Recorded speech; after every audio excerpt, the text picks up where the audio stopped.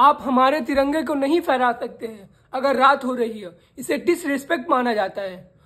Flag code of India के according तिरंगा बहुत ही इंपॉर्टेंट चीज़ है। इसे किसी भी तरह से डिसरिस्पेक्ट करने पर आपको जेल हो सकती है।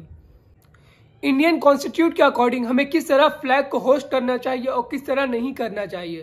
तो हमें कभी भी डैमेज यानी फटे पुराने तिरंगे को कभी भी होस्ट नहीं करना चाहिए। किसी तरह के भी जातीय झंडा हो, हमें सबसे ऊपर तिरंगे को रखना चाहिए। तिरंगा हमेशा 2:3 रेशियो यानी हमेशा ट्रायंगल होना चाहिए, ना कि रेक्टेंगल।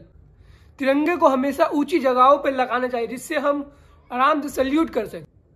पहले तिरंगे को सूरज की रोशनी के मौजूद पर ही फहरा सकते थे, लेकिन अब हम रात को भी तिरंगे को फहरा सकते हैं। अगर किसी तरह तिरंगा डैमेज यानी फट गया है तो उसे हमें रिस्पेक्ट के साथ उसे डिस्पोज कर देना चाहिए। तिरंगा हमेशा फहराने के वक्त ध्यान रखना चाहिए कि जो केसरी रंग है वो हमेशा ऊपर रहना चाहिए। आप हमारे तिरंगे को नहीं फहरा सकते हैं अगर रात हो रही है। इसे डिसरिस्पेक्ट माना जाता है। फ्लैग कोड ऑफ इंडिया के अकॉर्डिंग तिरंगा बहुत ही इंपॉर्टेंट चीज़ है। इसे किसी भी तरह से डिसरिस्पेक्ट करने पर आपको जेल हो सकती है। इंडियन कॉन्स्टिट्यूट के अकॉर्डिंग हमें किस तरह फ्लैग को होस्ट करना चाहिए और किस तरह नहीं करना चाहिए। तो हमें कभी भी डैमेज यानी फटे पुराने तिरंगे को कभी भी होस्ट नहीं करना चाहिए। किसी तरह के भी जातीय झंडा हो, हमें सबसे ऊपर तिरंगे को रखना चाहिए। तिरंगा हमेशा 2:3 रेशियो यानी हमेशा ट्रायंगल होना चाहिए, ना कि रेक्टेंगल।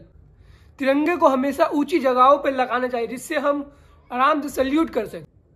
पहले तिरंगे को सूरज की रोशनी के मौजूद पर ही फहरा सकते थे, लेकिन अब हम रात को भी तिरंगे को फहरा सकते हैं। अगर किसी तरह तिरंगा डैमेज यानी फट गया है तो उसे हमें रिस्पेक्ट के साथ उसे डिस्पोज कर देना चाहिए। तिरंगा हमेशा फहराने के वक्त ध्यान रखना चाहिए कि जो केसरी रंग है वो हमेशा ऊपर रहना चाहिए।